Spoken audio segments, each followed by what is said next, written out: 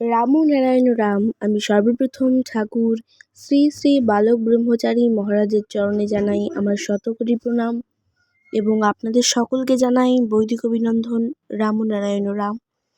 এই বলে আমি আজকের তত্ত্ব ও আলোচনা শুরু করছি। রামো নারায়ণ রাম মহানামের গুরুত্ব পার্ট 2। প্রশ্ন হলো, এটা সবার ক্ষেত্রেই তো হওয়া উচিত,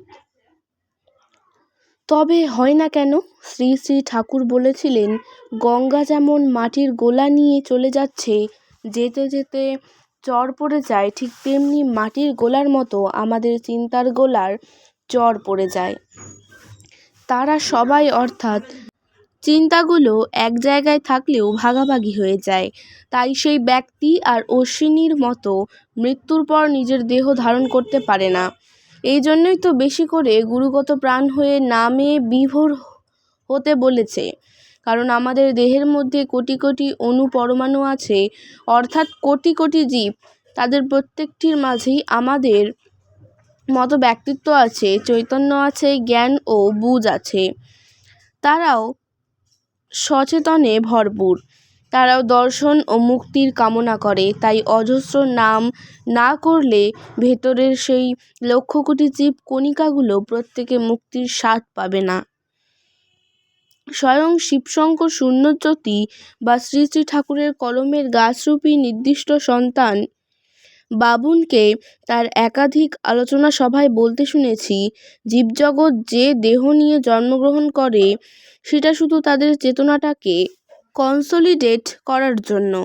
কোনো কন্টেইনার বা পাত্রের মধ্যে দুধ আছে, চার্নিং বা মন্থন করে করে সেই পাত্র থেকে মাখন বের করা হয়, পাত্রটা পড়ে থাকে। সেইভাবে আমাদের দেহ পাত্রের কোটি কোটি অণু পরমাণুর চেতনার দুধ দিয়ে ভরে আছে। তাকে মন্থন করে সেই চেতনাকে কনসলিডেট করতে হবে। মৃত্যুর সময় কনসলিডেট কনসাসনেস চেতনাটা বেরিয়ে যায়। দেহপাত্রটা পড়ে থাকে। যাদের চেতনা কনসলিডেট হতে পারে না, তারা মৃত্যুর সময় দেহ থেকে বেরিয়ে গিয়ে ঘুরতে থাকে। জন্ম মৃত্যুর চক্রে লক্ষ কোটি বছর ধরে ঘুরতে থাকে। এখানে যত কাজকর্ম দেখতে পাওয়া যায়, সংসার করা থেকে শুরু করে আরও যেসব বেশিরভাগ কাজ, যে কাজগুলো করার জন্য এখানকার মানুষ নিজেরা গৌরববোধ করে, সেই সব কাজের বেশিরভাগ সেই আসল উদ্দেশ্যের পথে বিন্দুমাত্র সাহায্য করে না। তাই দুঃখ কষ্ট দেওয়া হয়েছে। কারণ প্রকৃতি দেখল এরা নিজেরা স্পন্টেনিয়াসলি বা স্বতঃস্ফূর্তভাবে সেই মন্থনের কাজে পার্টিসিপেট করবে না।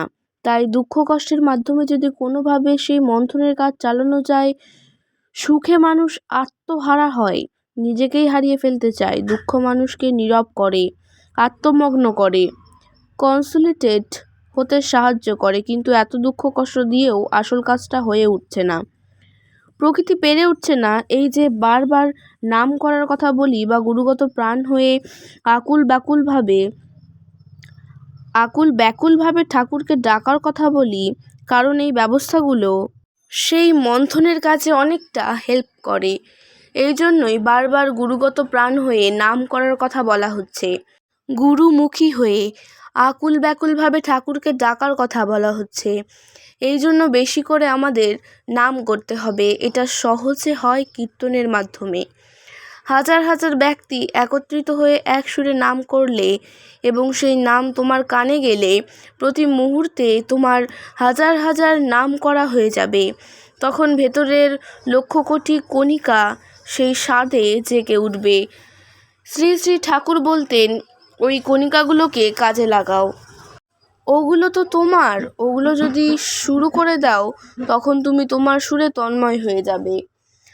1968 16 নভেম্বর শ্রী শ্রী ঠাকুর তার একান্ত ঘরোয়া আলাপে নাম জপ প্রসঙ্গে বলতে গিয়ে বলেছিলেন, প্রকৃতি বলছে, ধরো 500 কোটি মানুষ দিলাম এক একজনের মধ্যে। এই 500 কোটির একটি, তার মধ্যেও আছে 500 কোটি। এইভাবে যদি গণতিতে যাও, লক্ষ বছরেও এই গণনা শেষ হবে না। তাদেরও সব আছে, প্রাণ আছে, ব্যক্তিত্ব আছে, চৈতন্য আছে। সবাই তারা অপেক্ষা করে আছে নামের জন্য, ধ্বনির জন্য, যা তাদের একমাত্র খোরাক। নাম বা জপ করতে করতে দিনরাত গভীরতার মাঝে তন্ময় হয়ে থাকলে দেহটাও নাদ ধ্বনির ধ্বনিতে ধ্বনিময় হয়ে যায়। চুম্বকের স্পর্শে লোহা যেমন চুম্বকত্ব প্রাপ্ত হয়, তেমনি করে তোমার সুরের সাথে সাথে ওই সব অনুপরমাণুগুলো যখন এক সুরে ধ্বনিত হতে থাকে, তখন সবাই তারা ধ্বনিময় হয়ে যায়, সুরময় হয়ে যায়। সবাই তারা তখন তোমার সুরের সাথে এক সুর দিতে শুরু করে। তুমি ঘুমিয়ে থাকলেও ওরা নাম করতে থাকে সুরে সুর দিয়ে। তার ফলে একবার নাম করলে লক্ষ লক্ষ কোটি কোটি নামের কাজ মুহূর্তে হয়ে যায়। সুখাদ্য খেলে যেমন শরীর ভালো হয়, ঠিক তেমনি সূর্যের চিন্তা, গুরুর মন্ত্রস্মরণ, গুরুর দেওয়া মহানাম করলে আমাদের ভেতরের মরিচা পড়া যন্ত্রগুলো সজাগ হয়ে উঠবে।